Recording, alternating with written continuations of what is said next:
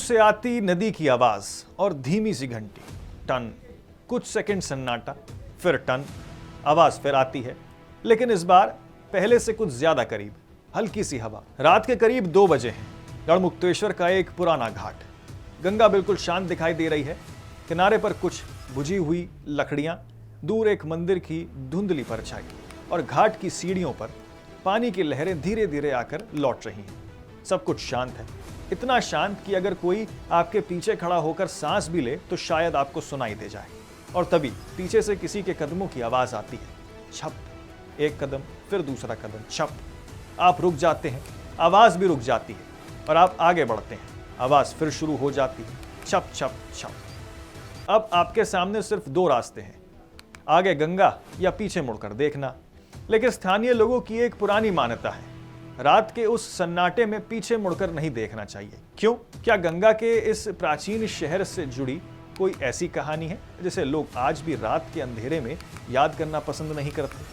और आखिर गढ़मुक्तेश्वर के इन पुराने घाटों पर सदियों से ऐसा क्या होता आया है जिसने इस जगह को रहस्य और आस्था की परतों पर लपेट दिया? आज हम उसी रहस्य के पीछे जाएंगे, लेकिन एक बात याद रखिए, इस कहानी का आखिरी हिस्सा शायद आपको शुरुआत में ही ज्यादा डराएगा। उत्तर प्रदेश का गढ़मुक्तेश्वर गंगा के किनारे बसा एक प्राचीन धार्मिक मंदिर या धार्मिक नगर कह लीजिए। दिन में यहाँ आपको श्रद्धालु दिखाई देंगे, घाटों पर पूजा होगी, मंदिरों में घंटियां बजेंगी, साधु संत दिखाई देंगे, गंगा में स्नान करते लोग और आरती की आवाज। सब कुछ सामान्य लगेगा, लेकिन जैसे ही सूरज डूबता है ये शहर धीरे धीरे बदलने लगता है। भीड़ कम हो जाती है, घाट खाली होने लगते हैं और दुकानें बंद हो जाती हैं, और गंगा अंधेरे से पहले ही कहीं ज्यादा गहरी दिखाई देती है। यही वो समय है जब दिन में सुनी गई कहानियां रात में डरावनी लगने लगती हैं। गढ़मुक्तेश्वर का इतिहास और धार्मिक महत्व बहुत पुराना है। इस स्थान को भगवान शिव से जुड़ी परंपराओं से जोड़ा जाता है। मुक्तेश्वर नाम ही मुक्ति की अवधारणा की ओर संकेत करता है। गंगा, शिव, मुक्ति और मृत्यु, इन चारों का संबंध भारतीय धार्मिक परंपरा में बेहद गहरा है। और यही वजह है कि यहाँ के घाटों का माहौल दूसरे सामान्य नदी घाटों से अलग महसूस होता है। लेकिन जहाँ मुक्ति की बात होती है वहाँ एक ऐसा सवाल अपने आप पैदा होता है, मृत्यु के बाद क्या होता है? और शायद यही सवाल गढ़मुक्तेश्वर की सबसे पुरानी कहानियों का आधार है। अब जरा कल्पना कीजिए, सदियों पहले की एक रात, ना बिजली, ना सड़क की रोशनी, ना मोबाइल, ना कैमरा, सिर्फ गंगा, मंदिर, जंगल और अंधेरा। एक साधु घाट के पास बैठा है, सामने जलती हुई छोटी सी आग, वो मंत्र पढ़ रहा है। अचानक उसे नदी की तरफ से आवाज सुनाई देती है। वो मंत्र रोक देता है, सिर्फ पानी की आवाज। साधु धीरे से सिर उठाता है, घाट की सीढ़ियों पर कोई नहीं। वो दोबारा मंत्र शुरू करता है और तभी एक घंटी अपने आप बजती है।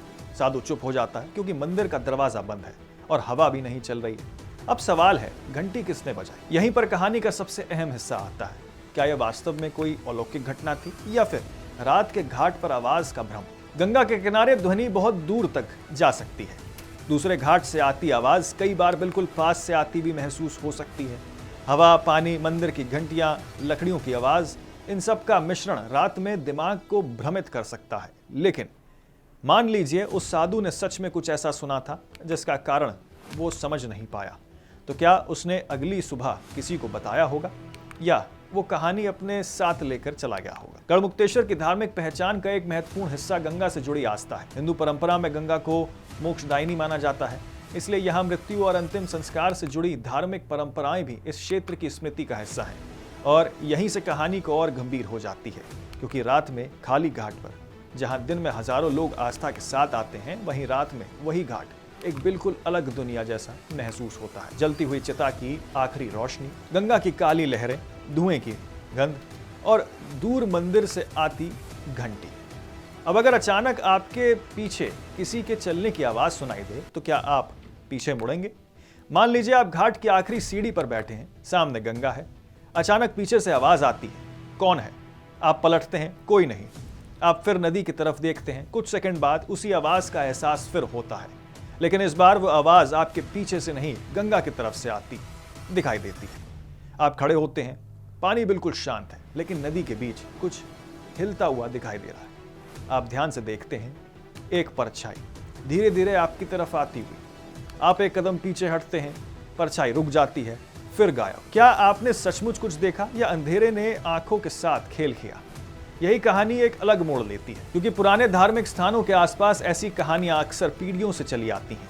किसी ने कुछ देखा, किसी ने कुछ सुना, किसी ने किसी बुजुर्ग से कहानी सुनी, या फिर कहानी आगे चलती गई। हर बार उसमें थोड़ा डर जुड़ जाता है और कुछ दशकों बाद वही कहानी बन जाती है, रात में वहां मत जाना। लेकिन कभी कभी ऐसी चेतावनियों के पीछे व्यवहारिक वजह भी होती है। नदी को तेज बहाव, फिसलन भरी सीढ़ियां, रात का अंधेरा, अचानक बदलता जलस्तर और सुनसान इलाका, यानी जिसे हम रहस्य समझते हैं, उसके पीछे खतरा भी हो सकता है। अब वापस उसी रात पर लौटते हैं, वही घाट, वही गंगा, वही अंधेरा और वही कदमों की आवाज। छप, आपके पीछे कोई है, आपको पूरा विश्वास है। आप धीरे धीरे मुड़ने लगते हैं, लेकिन तभी गंगा की तरफ से तेज हवा आती है, मंदिर की घंटी जोर से बजती है। आप एक पल के लिए आंखें बंद कर लेते हैं, फिर खोलते हैं, पीछे कोई नहीं, घाट खाली है, लेकिन सीढ़ियों पर जहां कुछ सेकंड पहले कोई नहीं था, वहीं पानी के ताजा निशान दिखाई देते हैं। 1, 2, 3, और वो निशान आपकी तरफ नहीं, गंगा से बाहर की तरफ आ रहे हैं। आप उन निशानों को देखते हैं, फिर नदी की तरफ। पानी शांत है, कोई नाव नहीं है, कोई आदमी नहीं है, कोई आवाज नहीं है, सिर्फ गंगा और सन्नाटा। तो आखिर वो आवाज क्या थी? क्या वो हवा थी? क्या वो पानी था? या किसी दूसरे घाट से आती आवाज ने भ्रम पैदा किया? या फिर कहानी में कुछ ऐसा है जिसे हम आज भी समझ नहीं पाए? इसका कोई प्रमाणिक जवाब नहीं है, लेकिन शायद गढ़मुक्तेश्वर का असली रहस्य किसी भूतों में नहीं है। असली रहस्य है एक ऐसी जगह जहां हजारों वर्षों से इंसान अपनी सबसे बड़े सवाल लेकर आता है। जीवन क्या है, मृत्यु क्या है, और मृत्यु के बाद क्या है? गंगा बहती रहती है, लोग आते हैं, पूजा करते हैं, चले जाते हैं, लेकिन नदी सब देखती रहती है।